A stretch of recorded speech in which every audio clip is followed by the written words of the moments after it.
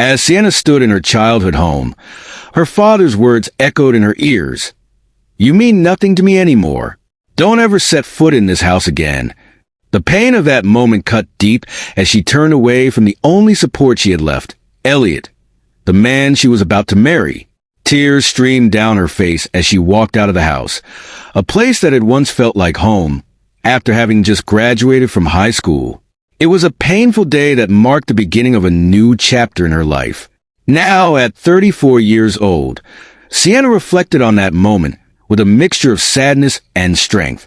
The years she had spent living independently had outnumbered the time she had spent in her family home, and this fact stirred up deep emotions within her. Growing up in the city, Sienna's father worked a corporate job while her mother stayed home to care for the family. Their household consisted of 4 members: her parents, her older brother, and herself. From a young age, it was clear that her parents favored her brother, who was always treated as the golden child. Everything he received was better: larger meals, more extravagant birthday gifts, and constant praise. Her brother, reveling in this attention, would often brag about how he was superior to her, which made Sienna feel even more isolated. Many nights, she would cry herself to sleep, longing for the affection and attention that seemed to be so freely given to her brother. No matter how much she wished for things to change, her parents remained steadfast in their favoritism. Eventually, she gave up trying to earn their approval. The dynamics shifted one summer during her second year of high school when her brother was stressed about his college entrance exams. He was aiming for one of the top universities, but his practice scores were dismal, making him irritable and prone to taking out his frustrations on her. Her parents, viewing him as fragile and in need of protection, catered to his every whim while burdening Sienna with all the household chores. This left her with little time to focus on her own studies, even though her grades were better than her brother's. She suspected her parents wanted to keep it that way, believing it would boost his confidence. The situation felt completely unfair and senseless. Amidst this turmoil, Sienna's teacher mentioned a program where students could spend a few days on a farm, experiencing life in the countryside. It was a 2-night, 3-day event where participants stayed with a host family, helped with harvesting vegetables, cooked meals together, and got a taste of rural life. Feeling overwhelmed by the tension at home, Sienna decided to sign up for the program. Her father was vehemently opposed to the idea. He scoffed, claiming that only people who couldn't secure real jobs in the corporate world would resort to farming. Her mother joined in, laughing at the thought of Sienna willingly doing manual labor and getting dirty in the fields. Despite their harsh reactions, Sienna felt a sense of determination for the first time. She used the money she had saved from her allowance to sign up for the program, a bold move that would change her life. The experience on the farm was transformative. Being in the countryside, working in open fields, and breathing fresh air felt like a breath of fresh air for her soul. More importantly, for the first time in her life, she experienced the warmth of a loving family. The family she stayed with had an eldest son named Elliot, who was the same age as her brother. Initially, she felt cautious around him, not used to the company of older boys, but Elliot was nothing like her brother. He was kind yet firm, and his relationship with his parents was filled with warmth and respect. Elliot's parents treated her with kindness, and despite only being there for 3 days, Sienna cried when it was time to leave. Elliot's mother hugged her tightly, saying, "You're welcome back anytime, dear." Sienna promised she would return one day. Since the family wasn't big on using cell phones, she began writing letters to them regularly. Elliot replied often, and soon their correspondence blossomed into a cherished friendship, innocent and pure, without any romantic gestures. Back at home, her brother eventually failed to gain admission to the university he desired and ended up enrolling in a lower-ranked private college. When it was Sienna's turn to apply for college, her parents pressured her to skip higher education and get a job instead. They insisted that women don't need a degree. But Sienna knew the real reason behind their push. She sensed that they were afraid of her surpassing her brother. Inspired by her rural experience, Sienna had developed a dream of becoming a farmer. She knew she could pursue this dream without attending college, But since Elliot had moved to the city for his studies, Sienna figured she would give college a shot as well. She wanted to learn modern farming methods, and perhaps even start a new type of farming. With determination, she studied hard every day, despite her parents' and brother's constant attempts to distract her. When she finally passed the entrance exam for a good university, her father exploded in anger. "How dare you, as a woman, go to a better university than your brother," he bellowed. Her mother added, "We don't have money for you. Your brother needs it more. You should just work and help support the family." Heartbroken by their harsh words, Sienna made the difficult decision to cut ties with them completely. Elliot, the man she loved, came to pick her up from her childhood home, and his parents, who became her in-laws, generously supported her college education. With their help, she was able to attend college, and 4 years later, she and Elliot got married. During her college years, Sienna didn't reach out to her parents or brother. She maintained her distance. However, when the time came for her wedding, her in-laws insisted that they inform her family. "We need to at least let them know about the wedding," they said. So, for the first time in 4 years, Sienna visited her parents' house right after graduating. The atmosphere was chaotic, as it was also planting season on the farm, which delayed their visit until early summer. After spending the day working outside under the sun, Sienna, Elliot, and her in-laws arrived at her family home, their faces darkened and sunburned from the hard labor. As soon as they entered, her family mocked them openly.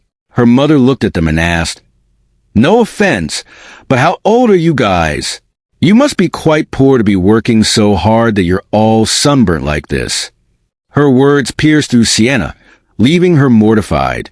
"Please stop, Mom," she begged in a small voice, but her mother ignored her. With a smug smile, her brother chimed in, "Smart people like me make money with intellectual work. Only those who aren't intelligent end up doing such primitive labor." Sienna turned pale, and the gentle smiles on her in-laws' faces froze in disbelief. Elliot, standing firmly by her side, spoke up, "With all due respect, we are proud to be farmers." But her father, still looking down on them, laughed condescendingly and said, "Let me make this clear. You're nothing to us anymore. You're marrying a poor farmer who sweats for his living." At that moment, Sienna felt the weight of her past and the choices she had made, knowing that her journey had led her to a life filled with purpose and fulfillment, even if it had come at a high cost. As Sienna stood in the emotional aftermath of her family's rejection, she was reminded of the day she was disowned at just 16 years old. Her parents' harsh words still echoed in her mind. "Don't expect anything from us, and don't ever come asking for money. We don't want to see you anymore." Although their dismissal didn't come as a surprise, she had held on to a glimmer of hope that perhaps, over time, things might change. However, this visit confirmed her worst fears. Her biological family wanted nothing to do with her. As she left her childhood home, the sympathetic glances from her in-laws and Elliot were difficult to bear. Quietly, she cried on the way home, making a firm decision to let go of her family for good. Time moved swiftly, and 16 years passed in what felt like the blink of an eye. Sienna's emotional scars had healed significantly. She was now a mother of 2, living a busy but fulfilling life. Although she had nearly erased the memories of her parents and brother from her mind, the past unexpectedly resurfaced one day when a cousin called to inform her that her brother was getting married. This cousin had always kept in touch with Sienna, even after she had married. They shared a bond, regularly discussing family matters, and Sienna occasionally sent them rice from her farm, which they loved. During their conversation, her cousin casually mentioned, "You know we'll get to meet at your brother's wedding." The news hit Sienna hard. She hadn't heard anything about the wedding from her brother or parents, which wasn't surprising given how estranged they were. However, her cousin also shared that her brother was building a new duplex, and both her parents and brother planned to move there after the wedding. After hanging up the phone, Sienna felt a sudden urge to reach out to her family. She dialed her mother's cell phone number, but an automated message informed her that the number was no longer in service. Trying her father's number yielded the same result, confirming that they had changed their numbers. Not knowing her brother's number made it impossible to contact him either. With a sense of trepidation, she called the landline for her family's home. To her surprise, her brother answered the phone. "Hello, brother. It's Sienna," she said nervously. "I heard you're getting married and moving. I just wanted to." Before she could finish her sentence, her brother cut her off. "There's no need for you to do anything. You're a stranger to me, a farmer. Don't call me again." His tone was dismissive, and he hung up before she could respond. Sienna's heart sank as she realized she had been blocked. The harshness of her brother's rejection, though anticipated, still stung deeply. No matter how much he disliked her, they were still family, and the cold dismissal hurt more than she could have imagined. Seeing the distress on her face, Elliot gently asked what had happened. Overwhelmed by her emotions, she broke down in tears and recounted the conversation with her brother. Elliot and her in-laws were furious, their anger directed toward the way Sienna had been treated. "Your home is here with us, Sienna. We are your family now," her mother-in-law said, her words laced with kindness. This reassurance brought Sienna to tears once again. In that moment, she wished her mother-in-law were her real mother, as she had shown her more care than her biological mother ever had. Her father-in-law chimed in, saying, "You're happy now, and that's what matters. Don't let their words hurt you. In the end, the one who smiles is the one who wins." Elliot added, "Let's use them as a reminder of how not to be. We will never let our family turn out like that." Even her children, though they didn't fully understand the situation, hugged her tightly, filling her with warmth and love. Despite the painful realities of her past, Sienna realized how fortunate she was to have a loving and supportive family now. Then, life took an unexpected turn when Sienna's farming business was featured on national television. Her in-laws had been large-scale grain farmers, growing various fruits and vegetables. Over time, Sienna had found innovative ways to utilize produce that couldn't be sold due to minor imperfections. Drawing on her studies in food business from college, she created a successful online store that sold jams, juices, and pickles made from slightly damaged fruits and vegetables. Supported by the local farmers' union, her business flourished, particularly among mothers seeking safe, locally produced food for their children and seniors who long for the taste of homemade pickles. The company grew rapidly, reaching a valuation of $10 million. When their business was featured in a detailed television report, it garnered attention from new customers, business partners, and media outlets eager to learn about their story. The phones, both the company line and Sienna's personal smartphone, rang nonstop. Amidst the flurry of calls, one from an unknown number caught her off guard. Answering without thinking, Sienna was shocked to hear her brother's voice on the other end. He didn't waste time with pleasantries. "I'm starting a business. Can you lend me some money?" he demanded. Sienna was taken aback by his audacity. "Excuse me," she replied, her mind already made up. Her answer was a firm no. "I can't help you," she said, feeling a mix of frustration and disbelief, before hanging up the phone. Almost immediately he called back, his voice dripping with entitlement. "Stop arguing and just give me the money. If a woman like you can start a business and make money, then I'm bound to be successful," he shouted, as if his loudness could intimidate her into compliance. Sienna couldn't believe the nerve he had. How could he, after years of treating her as if she didn't matter, think it was acceptable to demand money from her now? Instead of engaging with his outburst, Sienna calmly asked a question that had been on her mind for some time. "Who decided not to tell me about the move?"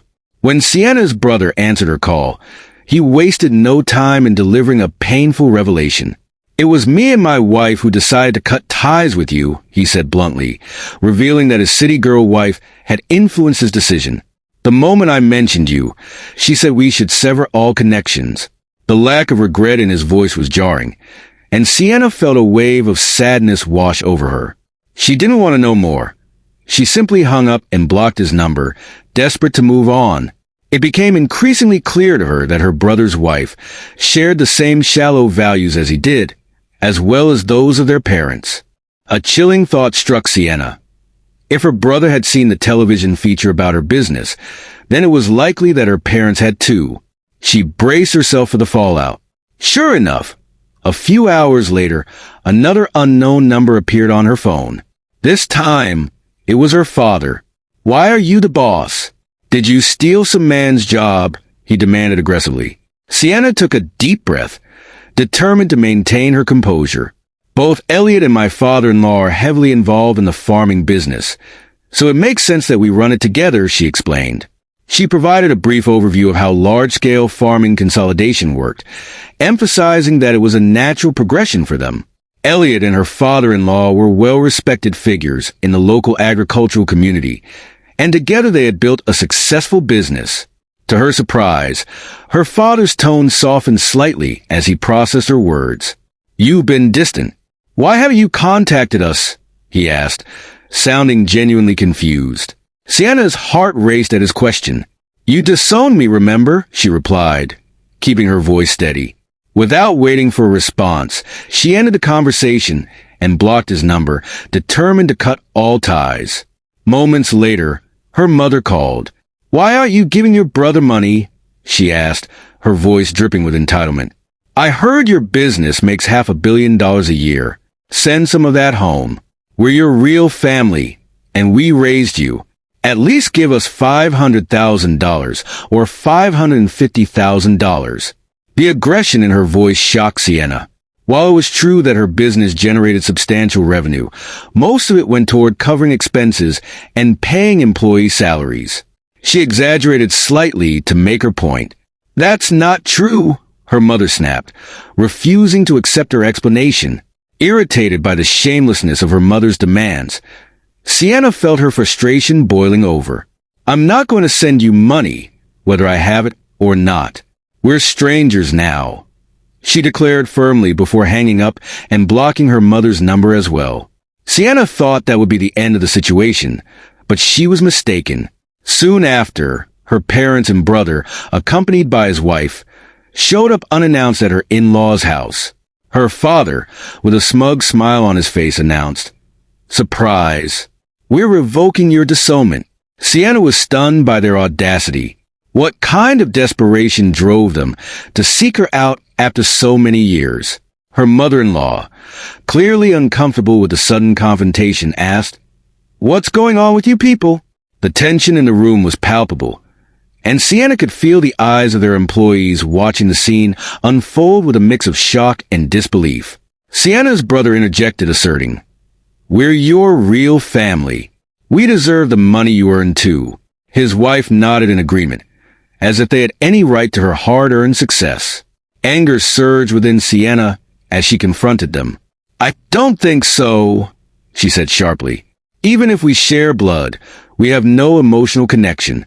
You abandoned me and treated me like a stranger." The emotional scars of her past threatened to resurface, and she felt tears prick at her eyes. But just then, Elliot stepped forward, standing tall beside her. "Sienna is part of our family now," he said firmly. "We don't need your disownment to be happy. Please leave." His unwavering support gave Sienna strength, and the employees, sensing the tension, chimed in, expressing their disbelief at the audacity of Sienna's family. "How rude! What were you thinking?" they shouted. In that moment, surrounded by people who genuinely cared for her, Sienna felt a deep sense of happiness and belonging. Her brother, now fuming with anger, shouted back, "Shut up! You're all uneducated trash." Elliot remained composed, responding calmly, "Well, both my father and I graduated from Ivy League schools, and Sienna graduated from a top university in agriculture." The look on her brother's face twisted in disbelief, clearly taken aback by this revelation. "What, Ivy League? Then why are you farming?" he asked, confused. It was clear that for him, his low-ranking university degree was a source of pride, and this new information struck him hard. Elliot replied, "Farming is a respectable profession. We apply everything we learned in college to our work."